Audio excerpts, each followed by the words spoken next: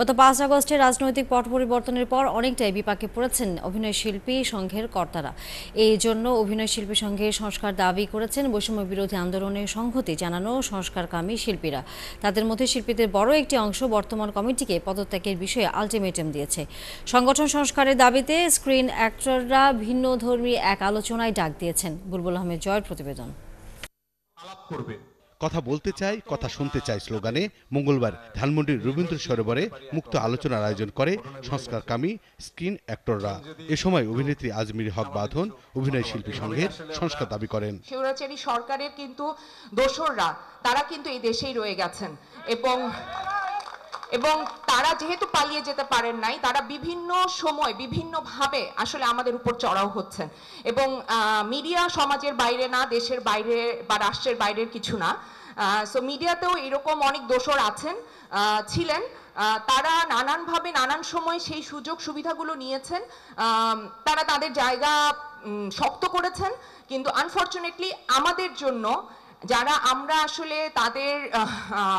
তাদেরকে অনুসরণ করার কথা ছিল, আমাদের জন্য কিছু রেখে যেতে পারেন নাই বেশিরভাগ সময়। সম্প্রতি আলো আসবে গ্রুপে স্ক্রিনশট ফাঁস হওয়া অভিনয় শিল্পী সংঘের নেতৃবৃন্দের কাছে সংগঠন সংশোধনের প্রস্তাব তুলে ধরার পাশাপাশি সংগঠনের বর্তমান কমিটির বিলুপ্তির সময়সীমা বেঁধে দেওয়া হয়। আপনি একটা সংগঠনের সভাপতি সেক্রেটারি হয়ে আছেন আপনারা, অথচ আপনাদের জ্ঞান বুদ্ধি কিচ্ছু নাই। আপনি বাংলা বাজারে বিক্রি করে দেওয়ার পরে বলবেন যে আমার তো বাংলা বাজারে বিক্রি করে দিছে, আমি কি জানি। লজ্জাবোধ থাকা উচিত যে আপনারা কি করেছেন। তো সেই জিনিসটা বোঝার চেষ্টা করে নিজেদের জায়গাটা ছেড়ে দেন। কিভাবে ছাড়বেন সেই পরামর্শ যদি লাগে আমরা আপনাদেরকে দিতে পারবো। অভিনয় শিল্পী সংঘ একটি অরাজনৈতিক সংগঠন হওয়া সত্ত্বেও কেন একটি বিশেষ রাজনৈতিক দলের লেজুর ভিত্তিতে মেতেছিল তার জবাব চাওয়া হয়। এছাড়া সংগঠনের নানা অনিয়ম তুলে ধরে 18টি প্রশ্নের উত্তর চাওয়া হয়। কোড আনকোড মুরব্বীদের নির্দেশনায় সংগঠন পরিচালনা, এগুলো আজকে সংগঠনকে এই জায়গায় জনগণের সামনে প্রশ্নের মুখোমুখি নিয়ে এসেছে। সম্মিলিত সংগঠনের পক্ষ থেকে আপনাদের বিভিন্ন স্টেপ নিতে বিভিন্ন ধরনের সংকোচ হয়, তখন আমাদেরও সংকোচ তৈরি হয়। প্লিজ আপনারা আমাদের নির্বাচিত অভিভাবক, এই কথাটা আর বললেন না।